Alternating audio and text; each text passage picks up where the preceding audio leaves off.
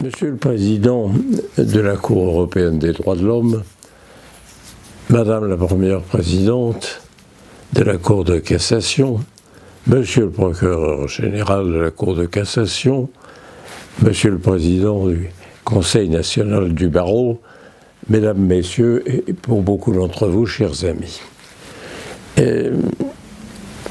Si c'est avec plaisir que j'ai accepté de vous présenter la rétrospective de ce qui fut dans le grand combat pour la reconnaissance du recours individuel devant la Cour européenne des droits de l'homme, c'est parce que j'ai cédé à la tentation. La tentation pour les vieux messieurs, c'est de confondre leur discours avec leur passé. Et en ce qui me concerne, il se trouve que, faisant la rétrospective de cette longue marche, je me suis rendu compte qu'elle coïncidait exactement avec ma vie de juriste actif. Il faut bien mesurer qu'après la Seconde Guerre mondiale, les démocraties et les femmes et les hommes épris de droit voulaient absolument refondre et renforcer le système de garantie des droits et libertés fondamentales. Cela se conçoit quand on mesure ce qu'avaient été les années précédentes et la négation même non seulement des droits humains, mais du droit à la vie des êtres humains. Les choses étant ce qu'elles sont, nous avons quand même continué à progresser, et surtout, je tiens à le dire, dans le cadre européen. Il y a déjà eu le premier congrès européen à La Haye, en 1948, avec la présence des grands Européens visionnaires de cette époque, Winston Churchill, Schuman, De Gasperi, Spaak, Adenauer, bref, les passionnés de l'Europe. Dans le cas de Churchill, je marque que sa passion s'arrêtait à la Manche. Mais la création du Conseil de l'Europe s'inscrit dans cette lancée-là. Mai 1949 et signature de la Convention européenne des droits de l'homme en novembre 1950. Il est aisé de proclamer les droits de l'homme. Il n'y en a jamais eu d'aussi complète que la Déclaration des droits de l'homme qui précède la Constitution soviétique de 1936, en pleine période des procès de Moscou, et dans lequel sont alignés beaucoup plus de droits qu'aucune des déclarations occidentales. Le problème n'est pas de les énoncer, c'est de les garantir. C'est que le système de droit, c'est que l'ensemble des dispositions juridiques soient pénétrées de l'inspiration de ces principes fondamentaux et surtout que les institutions judiciaires indépendantes en garantissent le droit aux citoyens, aux justiciables. Ça, grande espérance, et pensait-on l'acquis qui allait résulter de la Convention européenne des droits de l'homme. Bon, voilà. Jamais oublier que plus vous renforcez les droits de l'homme et les libertés individuelles, plus vous mettez en cause nécessairement le pouvoir de l'État et de l'administration. Et qu'il y a toujours une résistance, même dans les démocraties, venant de ceux qui pensent servir l'intérêt général, défini par eux comme étant le produit de leur propre production. Donc là, nous avons un long chemin à parcourir, à retracer, avec une particularité française. Je dis tout de suite très clairement et très fermement, j'ai toujours trouvé excessive la vanité nationale de bien des femmes et des hommes politiques français à l'étranger qui s'exclament « La France est la patrie des droits de l'homme ». Hélas, non. Au regard de sa tumultueuse et parfois tragique histoire, la France n'est pas la patrie des droits de l'homme.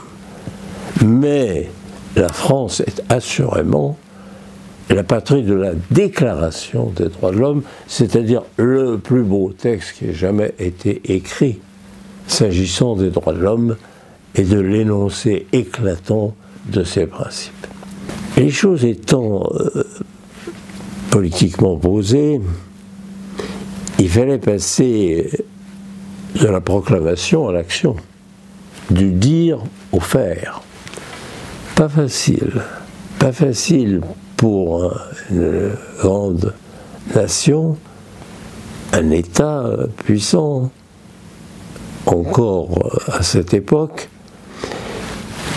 Pas facile parce que la France était évidemment partie à des guerres coloniales. Donc il était vain d'espérer, mais absolument vain d'espérer, que tout à la fois on ratifierait la Convention européenne des droits de l'homme et qu'on donnerait aux justiciables, ce sans quoi elle n'a pas sa véritable vertu pendant la période des guerres de décolonisation. C'est impossible. La guerre s'est achevée en 1962. Nous étions à ce moment-là en pleine période du gaullisme triomphant. Jean de Gaulle ne veut pas une inclination particulière pour les textes qui aboutissaient à limiter la souveraineté des juridictions françaises. Philosophiquement, il n'était pas contre. Politiquement, intérieurement, il faisait toute réserve. Et au sein de la majorité gaulliste de l'époque, il y avait des adversaires résolus de la Convention européenne, et plus encore du recours des justiciables devant des juridictions européennes. Je n'ai pas besoin de rappeler mon éminent collègue, M. Foyer. Donc, les choses étant ce qu'elles sont, il a fallu attendre. Attendre des jours plus heureux ou plus européens. C'est ce qui s'est passé. C'est ce qui s'est passé. Nous avons eu droit, après l'élection présidentielle de M. Giscard d'Estaing en 1974, à la ratification, c'était début mai 1974, c'était peu de temps après l'élection. Ce témoignage de la volonté européenne du président Giscard d'Estaing. Bon, voilà. On se bornait à donner à l'État français, à la République française, le pouvoir de contester devant la Cour européenne des droits de l'homme. Les justiciables français, eux, étaient traités en mineurs. Ils ne pouvaient pas agir. C'était à l'État qu'il déléguait ainsi le droit à faire respecter leurs droits fondamentaux et leurs libertés, pour la raison que j'ai évoquée. Il est difficile pour l'État de se mettre en cause et ainsi d'autoriser la contestation de ce que lui fait. Alors les choses ont duré. Elles ont duré. Il y avait au sein des juridictions, j'en porte le témoignage, une majorité qui n'était pas favorable au recours. Pourquoi? Pour une raison simple et je dirais très professionnelle, parce que admettre le recours individuel, c'était accepter la censure des décisions des juridictions françaises par une juridiction européenne. il y avait des exceptions. Je tiens à les rappeler. Des hommes de hauts magistrats qui en tenaient ferme pour la construction européenne et donc pour le recours individuel. Il y avait donc ainsi un corps de hauts juristes très qualifiés qui avaient la fibre européenne et l'amour, dirais-je, d'un droit plus international, fondement même de ce que serait la culture européenne de demain.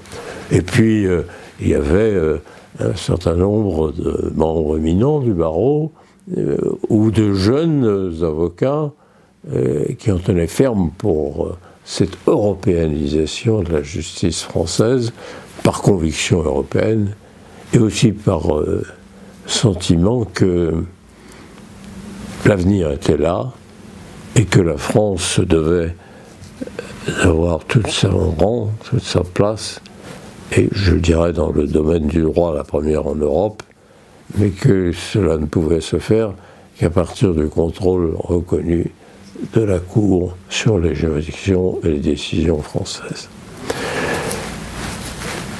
Les clubs de pensée, les clubs de juristes fonctionnaient activement, nous étions intellectuellement très près. Il ne restait plus qu'à franchir le pas politique. C'est ce qui s'est passé avec l'élection de M. Mitterrand, dont je puis attester de la force des convictions européennes et qui s'était engagé, s'il était élu président de la République, à ce que, précisément, sans délai, la France ouvre aux justiciables français la voie de recours contre les décisions des juridictions françaises, des autorités françaises plus généralement, mais des juridictions françaises. Et après l'élection du président Mitterrand, il y a eu l'élection législative, une majorité, donc vous pouvez dire que c'était acquis. C'était acquis et j'ai eu le grand privilège. C'est un des souvenirs les plus éclatants pour moi de cette époque difficile, mais éclatante, d'aller à Strasbourg avec mon ami Chandernagor, conseiller d'État, grand européen, ministre des Affaires européennes, pour lever les réserves qui interdisaient aux justiciables français de saisir la Cour européenne des droits de l'homme. Là, il y avait, je dirais, une sorte de sentiment unanime de reconnaissance pour les autorités françaises, et le nouveau président de la République et la nouvelle majorité, enfin lever les réserves qui interdisaient aux justiciables d'exercer le recours, c'est-à-dire donner la vie, effectivement, à la Cour et à la jurisprudence de la Cour européenne. Quand on regarde l'expansion du domaine des libertés et qu'on voit le rôle joué par la Cour européenne des droits de l'homme en France, on se dit, nous avions raison. Vous savez, je puis le dire à mon âge, on ne se dit pas toujours nous avions raison. Mais là, je pense, et c'était le sentiment profond de Chandernagor aussi, que nous avions raison, tous ceux, et j'ai évoqué leurs noms, et bien d'autres encore, qui ont lutté pour qu'il y ait aussi une forme de conscience européenne qui s'exerce dans tout l'espace du Conseil de l'Europe 47, au regard de la défense nécessaire des droits fondamentaux et des libertés des justiciables. Cela en fait une œuvre considérable. Et je le dis maintenant, me retournant sur le passé, c'était bien. Il fallait donner à l'Europe cette dimension à la fois judiciaire et aussi cet espace de liberté garanti qui fait que les citoyens et les justiciables européens ont, sur l'ensemble du continent européen, plus de garanties de leurs droits fondamentaux qu'aucun autre continent. Alors, pour une Europe si déchirée, si ravagée par les passions, le totalitarisme toujours menaçant sous des visages divers, et puis qui a connu tant de crimes contre l'humanité, et foulé si souvent les libertés aux pieds, je dis que c'est bien, et que maintenant, il appartient évidemment à la nouvelle génération de continuer cette œuvre entreprise et de l'améliorer encore.